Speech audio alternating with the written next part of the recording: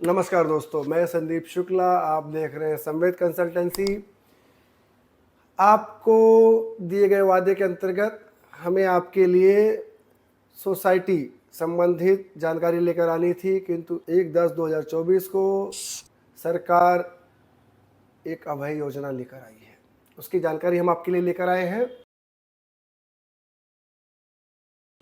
जो योजनाएं 1/1/2011 के पूर्व की हैं और उनका परिशिष्ट 2 1/1/2011 के पहले निर्गमित हो चुका है, ऐसी योजनाओं में जिन लोगों ने घर खरीदा है परिशिष्ट 2 तैयार होने के पश्चात, उनके लिए यह एक समय की योजना लागू है, जिसमें आपके यहाँ 2 प्रकार रखा है सरकार ने। एक है जो योजनाएं क्रियान्वित हुई, परिशिष्ट 2 तैयार हुआ 1/1/2011 के पहले, किंतु वहाँ किसी प्रकार का डेवलपमेंट का कार्य चालू नहीं हो सका, उन कार्यों के लिए सरकार ने तय किया है कि उन योजनाओं में जिन लोगों ने क्रय विक्रय किया हुआ है, घर खरीदी और बिक्री किया है, उन लोगों के लिए यह योजना लागू है। इस योजना के अंतर्गत 1/1/2000 के पहले के जो घर हैं पात्र हो चुके हैं, परिशिष्ट 2 में नाम चढ़ चुका है, अगर इससे किसी व्यक्ति से आपने घर खरीदा है और आप वहाँ रह रहे हैं तो कम से कम 1 वर्ष पहले से आपका वहाँ वास्तव्य होना चाहिए। ऐसे लोगों को यह योजना लागू है। इस योजना के अंतर्गत आपको पात्रता के लिए जाना होगा और सक्षम प्राधिकारी के पास उसके लिए अर्ज करना होगा, जिसके लिए सरकार ने मात्र 3 महीने की मोहलत दी हुई है। दूसरा प्रस्ताव रखा है सरकार ने कि जो योजनाएं क्रियान्वित तो हुई 1/1/2011 के पहले, उनका परिशिष्ट तैयार हुआ और उन योजनाओं के अंतर्गत काम शुरू हुए, झोपड़े तोड़ दिए गए किंतु उनका पुनर्वास नहीं हो सका, ऐसी भी लोगों के लिए यह योजना लागू है।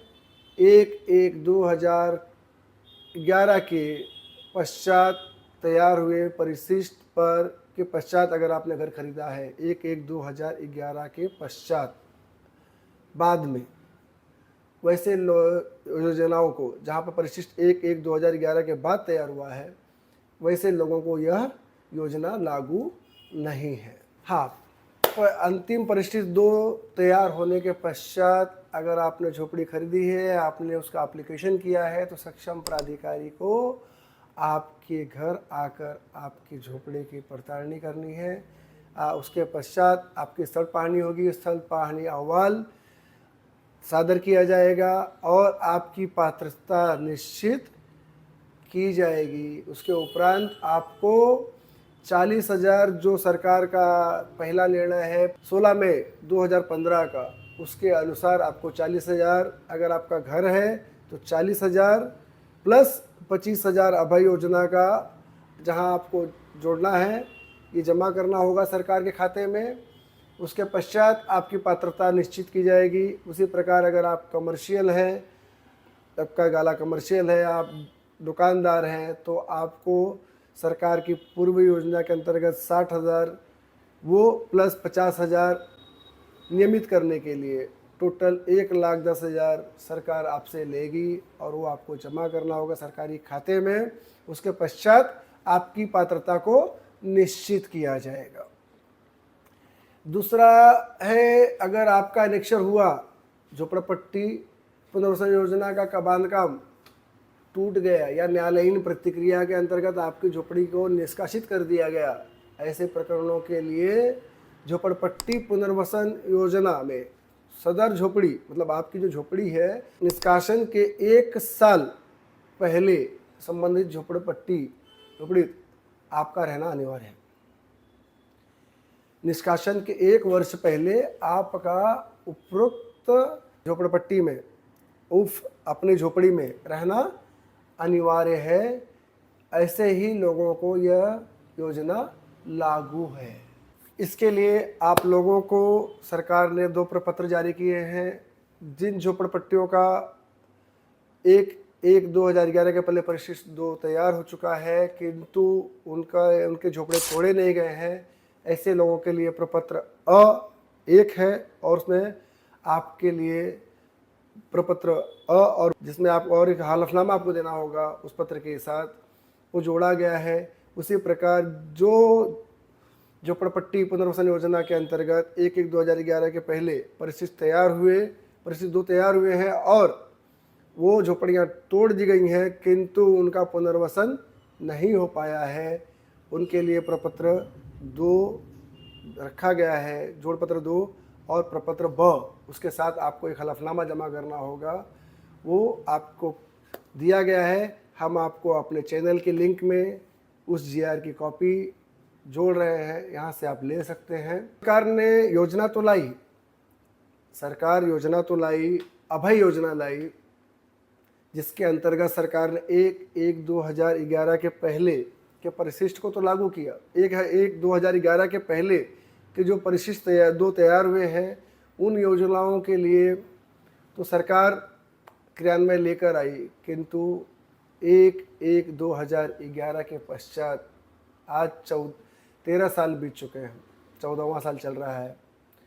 इन 14 सालों में जो योजनाएं रखड़ी, जिन योजनाओं में घर तोड़े गए किंतु घर नहीं मिले आज तक, जो योजनाएं आज भी क्रियान्वयन के लिए प्रलंबित हैं, परिशिष्ट उनके 2011, 12, 13, 14, 15, 16, 17, 18 में हो गए। उसके पश्चात जो लोग मरे, जो लोग बेचकर चले गए परिस्थिति खराब होने के कारण, उनको सरकार समाधान देने में नाकाम रही। सरकार का ये क्या उद्देश्य रहा? योजना अच्छी है आपकी, आप योजना सही लाए, अभय योजना लाए, लोगों को एक बार मौका दिया, किंतु अधूरा, इनकम्प्लीट मौका कहा जाएगा, क्योंकि इन 14 वर्षों में भी कई लोग आज वनवास में हैं, कई लोगों को घर नहीं मिला है, कई लोगों ने जीते जी परिस्थिति खराब होने के कारण घर बेच दिए हैं और जिन्होंने खरीदा उनकी योजना ख़त्म हो गई। तो सरकार पे जो उम्मीद लगाए बैठे थे कि सरकार एक अभय योजना लाएगी, जिसकी सरकार ने बारंबार वाहवाही करी कि हम योजना ला रहे हैं, लोगों के लिए ला रहे हैं, जो योजनाएं झोपड़पट्टी रखड़ी हैं। तो माननीय फडणवीस साहब उप मुख्यमंत्री जी के कार्यकाल में तैयार तो हुआ, किंतु माननीय उप मुख्यमंत्री जी ये करना भूल गए कि 1/1/11 के पश्चात भी ऐसी बहुत सी योजनाएं हैं महाराष्ट्र के मुंबई शहर में, जिन योजनाओं में आज भी लोग झोपड़पट्टी टूट जाने के पश्चात घर बेच चुके हैं। जिन्होंने खरीदा है वो लोग एक साधारण ही व्यक्ति हैं, आम व्यक्ति हैं। जिन्होंने घर खरीदा है उनकी वही कंडीशन है जो 1/1/2011 के पहले की परिशिष्ट तैयार हुई और उन लोगों ने खरीदा है, उसी प्रकार से ये भी लोग हैं। सरकार के लिए ये भी लोग उतने ही महत्वपूर्ण हैं, ये भी आपके ही वोट करने वाले हैं, ये आपके ही मतदाता हैं, कोई बाहर से आए हुए व्यक्ति नहीं।